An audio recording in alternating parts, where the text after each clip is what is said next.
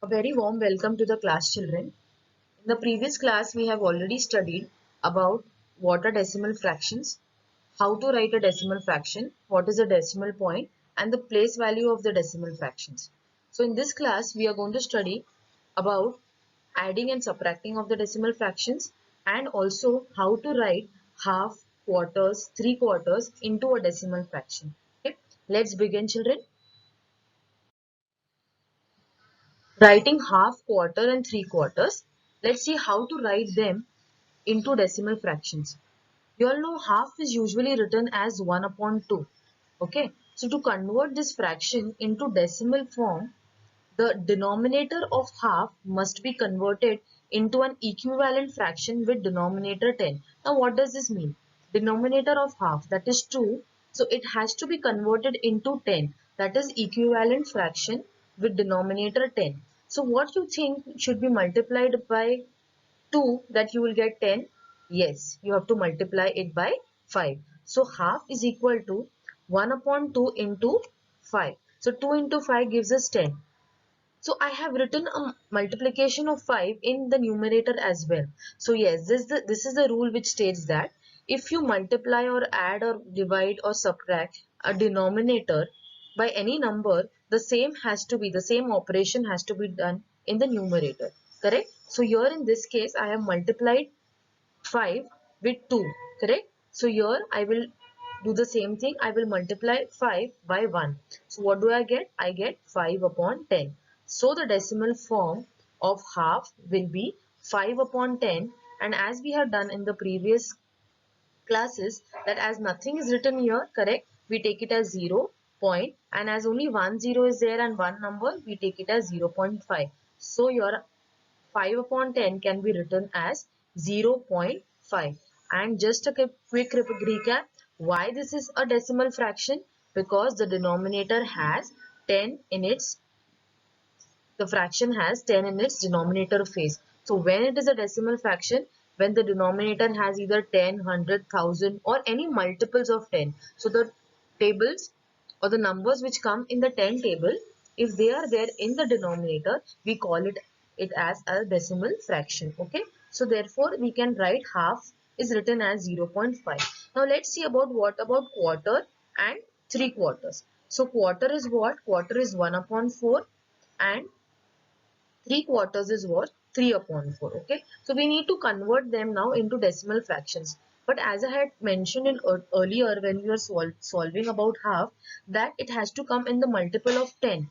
Correct? That it has to be equivalent fraction to the with the denominator 10. But in this case, in the table of 4, we do not get 10. So what we need to do is that as it's not only about the 10 as a number should come in the denominator, for converting into a fraction, it can be either 100 or 1000.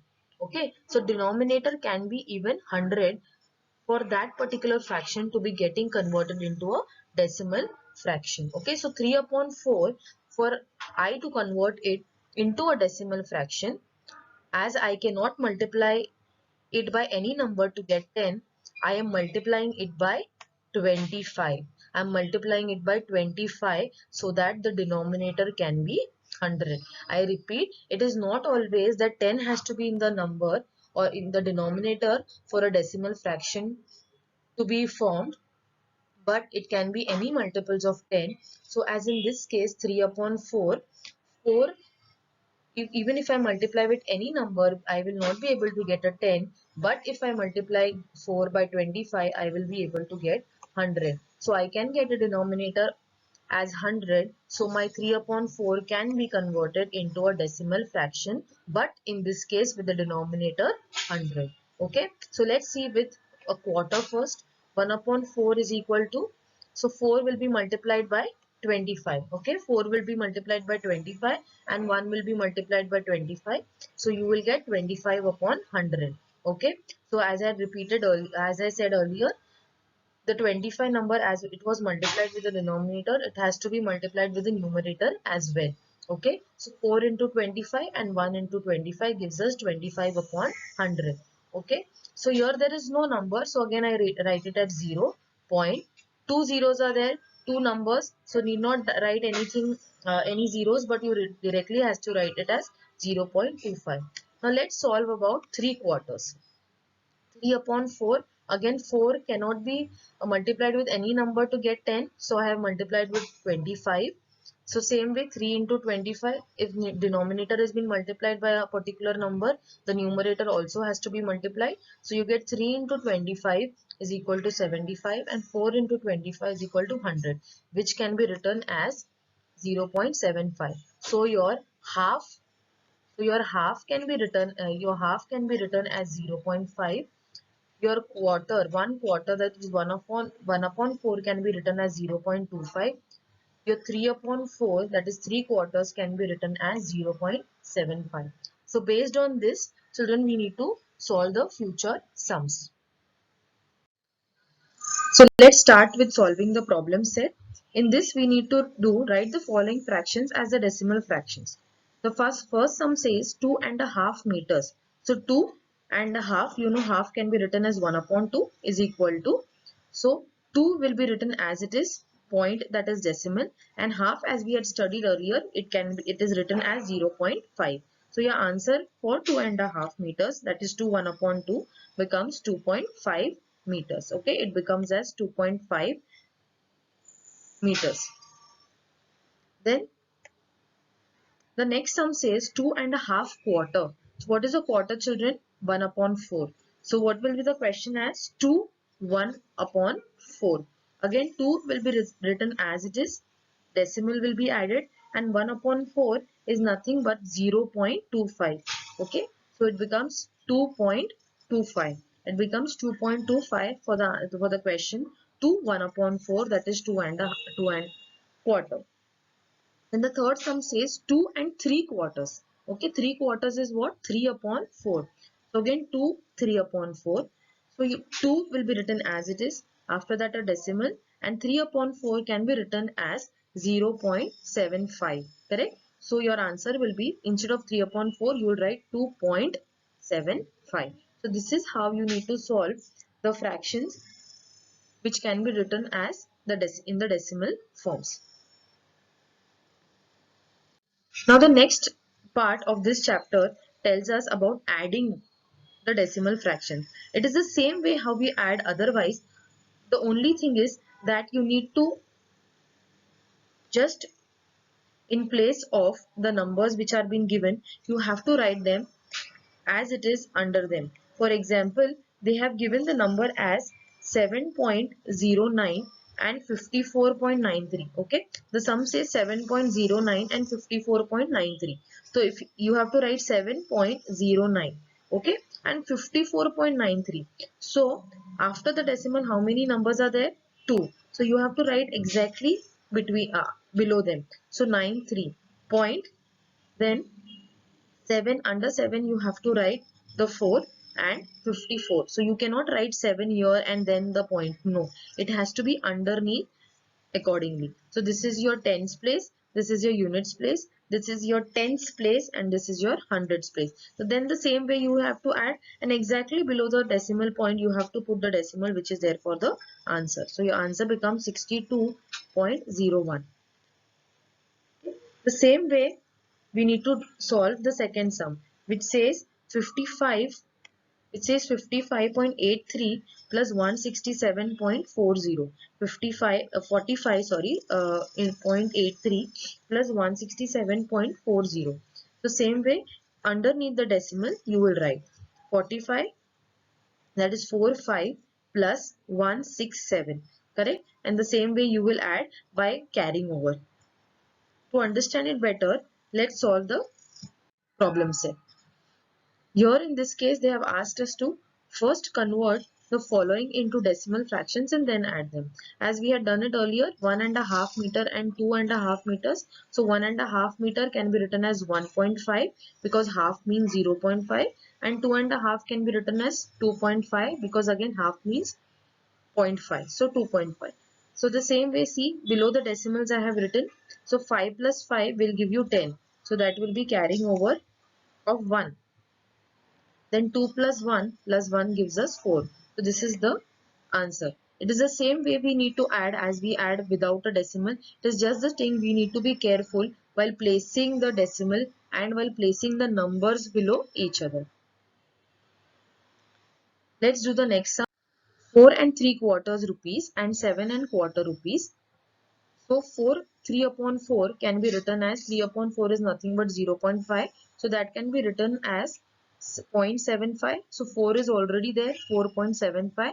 And in case of 7, 1 upon 4, it has to be written as 7.25. So just check, children, how the decimal is being placed after the numbers, and exactly the numbers are written after the decimal. Those numbers are there, 7 and 5, and after the decimal in this case the numbers are 2 and 5. So they are exactly written one below each other. So 5 plus 5 becomes 10. So carrying over 1. 7 plus 2 becomes 9, plus 1 becomes 10. Again carrying over, and 7 plus 4 is your 11, and plus 1 12. So this is your answer. Let's solve some more. Okay, so the next sum says 23.4 plus 87.9.